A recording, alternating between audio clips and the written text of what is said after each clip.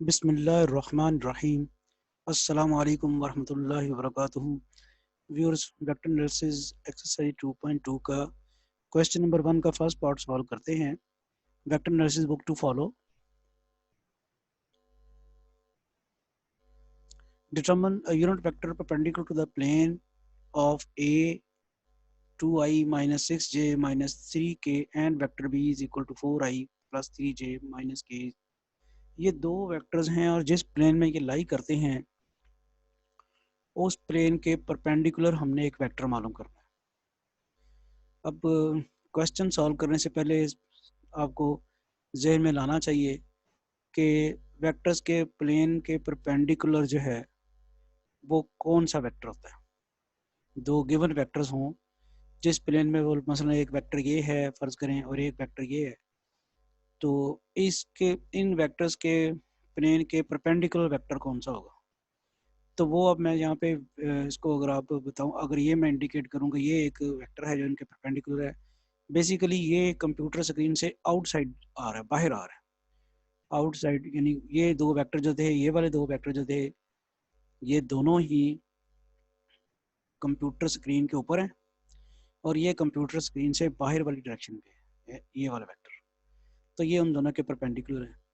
बहरहाल ये तो वैसे डिस्कशन होगी, लेकिन एक्चुअली जो हमने काम करना है मैथमेटिकली वो ये है कि ये जो वेक्टर परपेंडिकुलर होता है वेक्टर ए और बी के प्लेन के, वो इन दोनों की क्रॉस प्रोडक्ट होती है। तो हमें दो चीज़ें मालूम करनी है। एक तो हमने वेक्टर मालूम करना है जो कि ए और बी के प्लेन के परपेंडिकुलर यानी ए क्रॉस बी। फिर यूनिट वेक्टर मालूम करना है। तो यूनिट वेक्टर कौन सा होता है? जब वेक्टर को उसकी मैग्नीट्यूड से डिवाइड कराया जाए तो वो फिर यूनिट वेक्टर बन जाता है। इसका मतलब है बेसिकली हमने करना क्या है, पहले ए क्रॉस बी मालूम करना है, फिर ए क्रॉस बी को उसकी मैग्नीट्यूड से डिवाइड करना है। वो जो रिजल्ट आएगा वो यूनिट वेक्टर होगा perpendicular to the plane containing vectors a and b. तो ये तो इसका हो गया कि किस तरह क्वेश्चन सॉल्व करना है। अब इसकी वर्किंग देख लेते हैं। The unit vector perpendicular to the plane of a and b is, vector a and b is any vector, जैसे मैंने अभी बताया आपको कि ए और बी के प्लेन के परपेंडिकुलर यूनिट वेक्टर कौन सा होगा जो कि ए क्रॉस बी को ए क्रॉस बी की मैग्नीट्यूड से डिवाइड कराएंगे। An unit vector which is equal to a cross b और ए क्रॉस बी मैग्नीट्यूड। इसका मतलब है हमें सबसे पहले अब ए क्रॉस बी फाइंड करना है। तो जब ए और बी आई जे के की फॉर्म में वेक्टर्स दिए हुए हों, तो ए क्रॉस बी का फार्मूला ऑलरेडी हमने ड्राइव किया हुआ है, वो डिटर्मिनेंट होता है 3/3 का। फर्स्ट रो में हम लिखते हैं आई जे के, सेकेंड रो में पहले वेक्टर की कंपोनेंट्स। पहला वेक्टर कौन सा है? ए की कंपोनेंट कौन सी है? 2 - 6 - 3, 2 - 6 - 3। फिर तीसरी रो जो है उसमें लिखते हैं दूसरे वेक्टर की कंपोनेंट्स। दूसरा वेक्टर ये बी है, उसकी कंपोनेंट्स क्या हैं? 4 3 -1। ये देख लें 4 3 -1। अब ऑब्वियसली आपको 3/3 का डिटर्मिनेंट एक्सपेंड करना आता है, तो सबसे पहले आई और -6 को -1 से मल्टीप्लाई कराया, 6 आ गया। फिर माइनस करके 3 को 3 से मल्टीप्लाई कराया तो माइनस इंटू -3 9 आ जाएगा, तो +9 हो जाएगा। फिर फर्स्ट रो से ही चूंकि एक्सपेंड कर रहे हैं तो आगे -j लिखना है, और 2 को इससे मल्टीप्लाई कराया -1, फिर -3 को 4 से मल्टीप्लाई कराया तो +12। फिर प्लस के, और 2 को -1 से मल्टी के लिखा तो ये रो और ये कॉलम छोड़ देना। 2 को 3 से मल्टीप्लाई कराया 6, -6 इंटू 4 तो +24 हो जाएगा। इस तरह से आपने ए क्रॉस बी फाइंड कर लिया जो कि है 15i - 10j + 30k। अब फार्मूले में आप देख रहे हैं कि ए क्रॉस बी की मैग्नीट्यूड से डिवाइड भी कराना है, तो ए क्रॉस बी की मैग्नीट्यूड से इसको पहले मैग्नीट्यूड ले लेते हैं। मैग्नीट्यूड किस तरह आती है? 15 square plus -10 square plus 30 square. 15 का स्क्वायर आ जाएगा 225, -10 का स्क्वायर 100 और 30 का स्क्वायर 900 और ऊपर स्क्वायर रूट।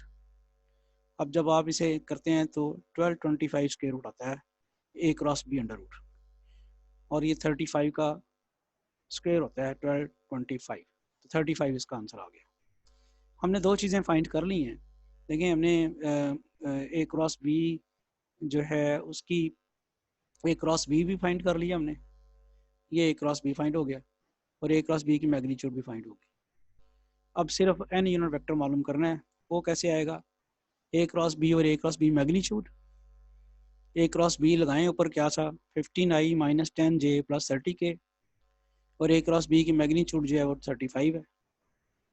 अब आप इसको अगर सेपरेट कर लें 15/35 minus 10, 15/35 I unit vector minus 10/35 J unit vector plus 30/35 के यूनिट वेक्टर। अब ये 5 के टेबल पे चला जाएगा तो 5 3 और फिर ये 3/7 आई माइनस 2/7 जे प्लस 6/7 के। तो ये हमारा आ गया रिक्वायर्ड यूनिट वेक्टर जो गिवन वेक्टर से ए और बी उनके प्लेन के परपेंडिकुलर है। और इसकी खास बात दो हैं, एक तो वेक्टर ए, ये वाला जो वेक्टर ए है और ये जो वेक्टर बी है जिस प्लेन में ये लाई कर रहे हैं इन वेक्टर्स के प्लेन के परपेंडिकुलर है। और दूसरा क्या है, दूसरा ये यूनिट वेक्टर है। तो क्वेश्चन पेपर को सॉल्व करने का तरीकाकार भी होता है कि आप जो आंसर आपका आया है उसको ज़रा हाईलाइट कर दें, ये स्क्वायर बना दें कोई, ताकि उसे मार्कर से आप करते होते हैं ताकि एग्जामिनर को ये पता चल जाए कि आपने क्वेश्चन सॉल्व कर लिया और ये उसका आंसर है, उसको आंसर तक पहुंचने में ज़्यादा मेहनत ना करनी पड़े।